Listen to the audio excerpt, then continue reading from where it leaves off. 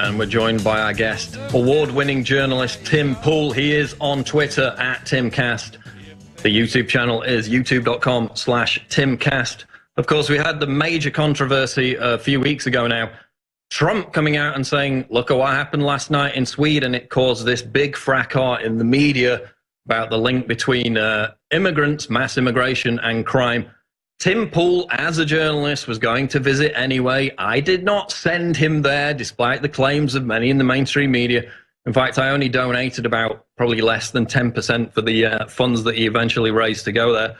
So I didn't send him there. I didn't tell him what to do. He went there as an impartial journalist to investigate the aspects that Trump raised that caused the controversy in the first place.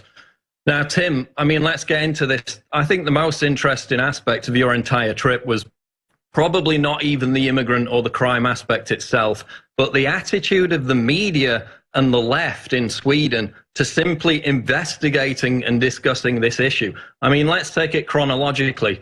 When you first announced that you were taking this trip on Twitter, what kind of responses did you receive? Don't go. I actually had journalists sending me messages saying to just donate all of the money. It's a fake news story. Donald Trump made it up. Don't go. And that blew my mind because I was like, well, if Donald Trump made it up where you think he did, shouldn't a journalist fact check that? Like, wouldn't everyone be excited about a journalist going to prove or disprove to do journalism? It was crazy to me that so many people were telling me not to do journalism. And I mean, were they telling you to do that because they were concerned for your safety or because they seemed like they might be afraid of you discovering the truth? No, they genuinely believed it was fake. It wasn't true. I mean, more than one journalist messaged me saying to donate the money to a refugee charity because it's fake. It's not a real thing. And that, first of all, that's illegal. You know, that would be felony fraud. And if you're so concerned that Donald Trump is making up fake stories, let a journalist go fact check that. I can't believe people would tell me not to do that. I mean, it's amazing. But, you know, if they were so confident that mass immigration was working out well in Sweden, that there are zero no-go zones in Sweden, you know, why wouldn't they want you to go there and prove it? I mean, what would they be afraid of? So you go there initially to Malmo. Not much happens in Malmo. You know, the Swedish press, the left-wing press, at least in Sweden, are generally happy with your performance, though still wary of your presence in the country, I would guess. Then you visit Rinkeby in Stockholm the day after they had the riots there. By the way, the contractors in Rinkeby are refusing to build a new police station in Stockholm because they say Rinkeby in Stockholm because they say it's too dangerous. So tell us what happened in Rinkeby and how the Swedish press responded to it. Well, let me start with Malmo. We went to these no-go areas. They're officially called problem areas by the police. No-go zone is just kind of a common term that people use. It's not official. Nothing happens. We walk around just fine. But in Stockholm, in Rinkeby, people start pulling up masks. They immediately start yelling at us. We had one small camera. It's about this big, if you can compare it to my head, I guess. We were pointing it down. We weren't aiming it at people. And a few police officers started getting agitated. They fanned me over and said, look at what the men around you are doing. You know, hey, if we leave here and you stay, things get really dangerous for you. And I was like, so do you think we should leave? And the cop says, well, you know, look, maybe if we arrest one person, there'll be 50 more people here with stones. It's probably smart if you were to leave now. And so then I said, okay, should you follow us out? And the cop says, I think that would be smart. And I said, okay. I in the video I put out, I reference all of this. You know, here's what I tell people. You know, when you're on a plane, you don't get scared unless the flight attendant gets scared because they're the ones with the experience. If the cops are getting agitated and saying you need to go, it's smart if you were to leave, I mean, look, they're telling you to get out of there. They're telling you it's about to get really dangerous. They flat out said it could get really bad for us.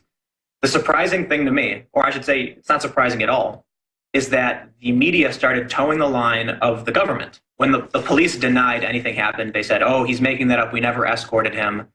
The police issued a statement saying that I pulled out a camera and started filming young people, and then I followed the police out of Rinkeby, when in reality, Emily is the camera person, not me.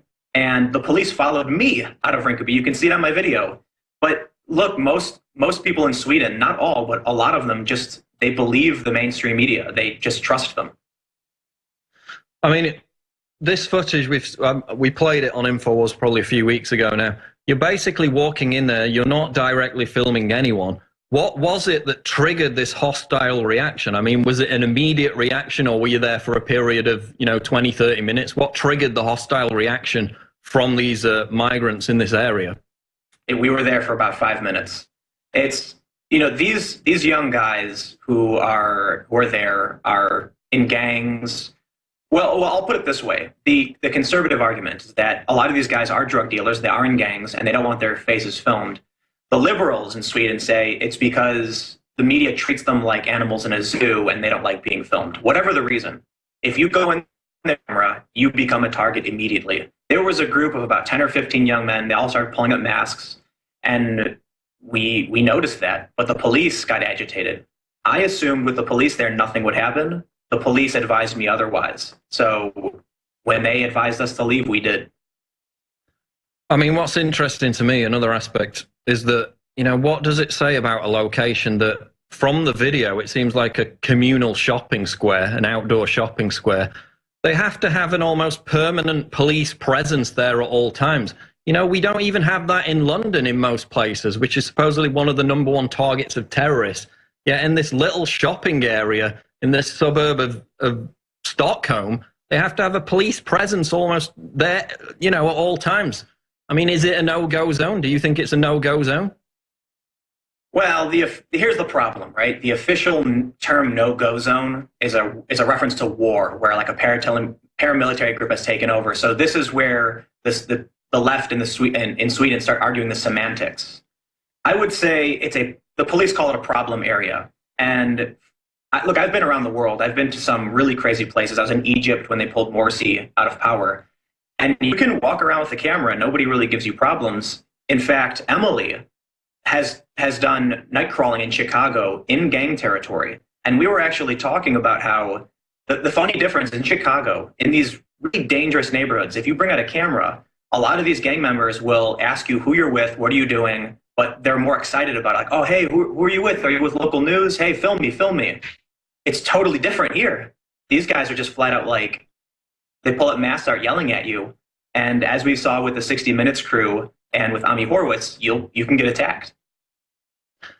And of course, there's the terrorist aspect, which is, I talked about it earlier, several individuals which came out of some of these migrant suburbs were directly involved in the Paris massacre and the Brussels bombing, at least in the plotting, the mastermind of that. So they want to hide their faces, as he said, mainly for crime reasons, because a lot of them are gang members, but also because of that. You did a number of interviews while you were out there with Swedish media. Did you notice anything odd about the translations of those interviews when they were published or aired on television? Oh, yeah, we all know this one. One of the first interviews I did was with Swedish state television. It's called SVT. They actually showed up at my hotel without telling me. They asked me to do an interview. I said that Paul Joseph Watson is a right-wing Trump supporter, but in the translations, they added the word extremist in the subtitles. And this caused a huge, here's what bothers me. The far-right parties and the actual Nazis in this country started using my face as proof that the mainstream media was lying. And so that makes me angry because I had nothing to do with, I get it. They're not accusing me of doing it, but now I'm like this symbol. And then when I went on the show Opinion Live, which is a really big show apparently, they didn't translate my rebuttal to the police statement. So the police issued a statement that was obviously false. You can just watch my video, know what they said isn't true. And when I explained, the mistakes the spokesperson said, the host didn't translate me. She just said, we're talking about what happened in Rinkeby, and the police say what he's saying didn't happen. They just totally disregarded what I said for I will say this, though. The average Swedish person, young person, speaks English, so they tried to pull a fast one, but I don't think it was very well thought out. So they basically omitted some of your statements on the television broadcast. They put up the word extremist after you described me as right-wing. That was completely fraudulent. So again, let's get into what the people said, because you interviewed a lot of the locals there. You had a psychologist, a clinical professional psychologist, who was talking about some of these issues. How did you approach him? What happened with that? Well, I'll try not to give away too much because these people really are scared about their identities being revealed. But we were put in touch with a clinical psychologist, very, very smart person. I was really impressed. I mean, the whole interview, it's only a little bit longer, but this person was brilliant. The crazy thing to me is that they can, as an expert in the field of psychology, can tell me how social justice and identity politics can be pushed to the extreme, and then it creates self-censorship, it creates social pressures and censorship and shunning and these horrible problems. But even they want it to be blurred. And if you'll notice in the video, almost the entire screen is blurred. You can't see their face because they're wearing a hood. They asked for all of this. I had some journalists criticize me for hamming it up. Oh, you don't need to blur him that much. And I am telling you right now, this person, as we were leaving, they said to me, please, your life is in my hands. And so we did what they asked and made sure that the entire screen was blurred, and we dropped we changed their voice and you couldn't see their face. That's how scared they were of people finding out who they were. And it's not as if this was some right-wing extremist who was making controversial statements. This was a clinical psychologist simply talking about the issues and the problems that are being caused with mass immigration, and that's it. And yet he was so paranoid about appearing on camera. Even with his back to the camera, he still wanted his physical outline blurred. And you know, but when listen, you announced you were going, yeah, go ahead. Hold on. I wouldn't call him paranoid. One of the biggest newspapers in Sweden is called Expressen, and they actually go to the homes of people who have posted comments online and question them about their opinions. So there are people, actually, I'll give you an example. There was an old man just a few days ago who posted on Facebook, I believe. He said, Christians, homosexuals, transsexuals, Jews will not be safe until all Muslims are deported. Now, in my opinion, yeah, that's an extreme opinion. But by all means, say that if that's what you think, that's whatever. He's facing up to 2 years in prison now. They're charging him with hate speech. This newspaper, Expressen, has gone, they actually, I guess you could call it a hack. They hacked anonymous accounts to find out where these people lived, and they show up at their houses with a camera to post their faces in the newspaper. And this happened to somebody not too long ago. And they sued, saying you can't go after private individuals like this for their opinions. And the court ruled in favor of the newspaper. So this guy's not paranoid. He knows exactly what they'll do to him if they find out who he is. No, I mean, it's incredible. You've even had Swedish politicians who talk about crime statistics and their link between, ethnicity of criminals, and they get hit with hate crimes charges. This is the atmosphere in Sweden. I mean, I was bombarded with messages from Swedes telling me things about Sweden. They live in these areas. So I was, well, do you want to talk to Tim Pool? He's there. There was a Lebanese shopkeeper in Malmo who is an immigrant himself, owns a store. He's got his kids in the local school. He wants to move back to Lebanon because he says there are ISIS sympathizers in the school. You received a ton of messages from people, with a myriad of different stories, but hardly any of them were prepared to go on the record, correct? None of them were. We talked for a week straight to someone, I don't want to give away too much information, but somebody who works in these areas dealing with integration, who told us terrifying things, and they were so terrified, they actually said that my country is full of cowards and I'm one of them. And I just don't even know what to say to that. We got to the point where we convinced someone after 3 days to go on the record, somebody who works in government, and then a day later they just pulled out, dropped it. They said, I'm sorry, I can't do this, and just cut off contact. People really are scared to speak up in Sweden. It's strange, I mean, especially for an American. Absolutely incredible. And it basically ended with at least one Swedish journalist referring to you for simply trying to impartially investigate the issue as a journalist. They referred to you as a threat to democracy. I mean, what does it tell you about Sweden's attitude towards dissent on this issue, that they would label you a threat to democracy? And that was from Swedish radio, so that's kind of like NPR here. I will say someone else wrote an op-ed apologizing. So there's this strange internal debate happening now. I will say this, the facade is collapsing.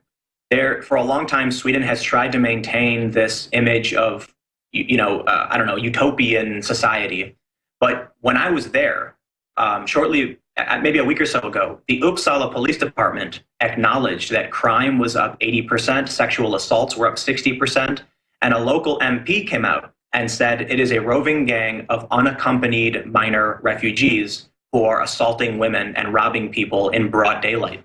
So they're starting now to come clean and recognize that they didn't have a plan.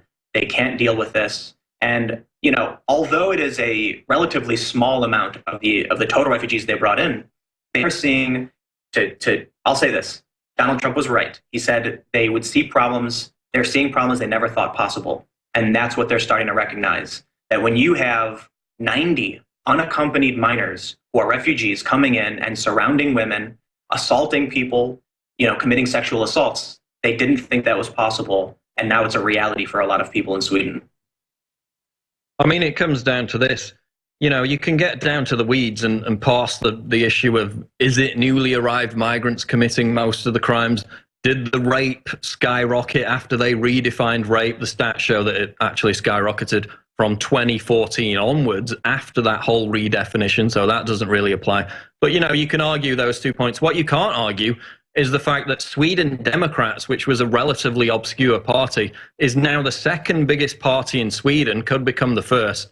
Their main issue, of course, is immigration. You know, the cop who blew the whistle, Peter Springer, on Facebook, his Facebook page got 250,000 likes in a matter of weeks for a small country like Sweden. Those two examples alone show you, Tim, that Swedes must be incredibly concerned about this issue. So how long can they go on burying it? Well, here's something funny we encountered when we interviewed the mayor of the city of Södertälje. So this is a small town, or it's a city south of Stockholm. This mayor has been critical of a law they call the EBO. This law allows any refugee to show up in Sweden, present an address, and they can go stay anywhere in that city. Södertälje has taken in more refugees than any other city up until 2015. So the interesting thing to me is, the mayor there is a social democrat, the leading party. It's very, very left. And she's critical of this law, one of the few politicians who is critical of the law. Södertälje has had gang problems. It has almost 50% migrants. They actually had a situation where gangs pulled up to the police station and fired an AK-47 into the police department. Simple, hold that thought. We got a break coming up. We'll be back in a couple of minutes. You know, an interesting aspect to the whole Sweden situation, the terror risk, that whole narrative is a relatively small part of this. The main issue is the crime, is the sexual assault, is the intimidation, is the fear that these unassimilated populations bring. And not all migrants get into the life of crime and gangs and all that kind of stuff. But this is a very real problem in these migrant areas of Sweden. Trump was right. They're having big problems. And for the Swedish media to claim that it's completely hunky-dory, cultural enrichment, multiculturalism is working, is a complete lie. But they're so terrified of anyone countering that narrative. And you can see that in the response to Tim Pool.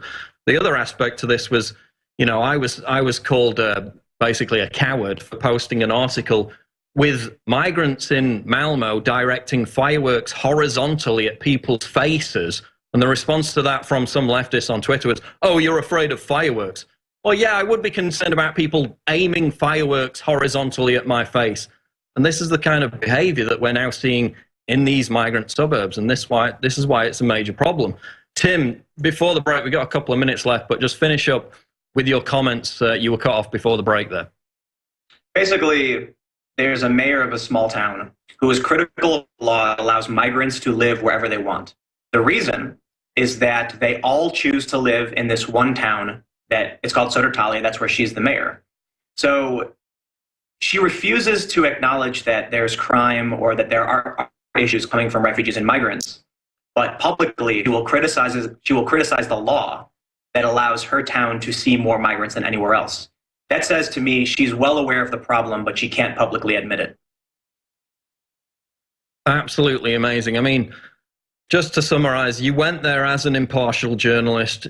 You went there to tell it like it was, and people were afraid of that even before you arrived, and to me that said everything. But just rounding up, tell people where they can find your work on Twitter and YouTube. I'm on Twitter at Timcast, and it's youtube.com/TIMCAST. All right, and we'll be sure to include those links in the video description when this goes up on YouTube. Tim Poole, thanks for joining us. Thanks for having me.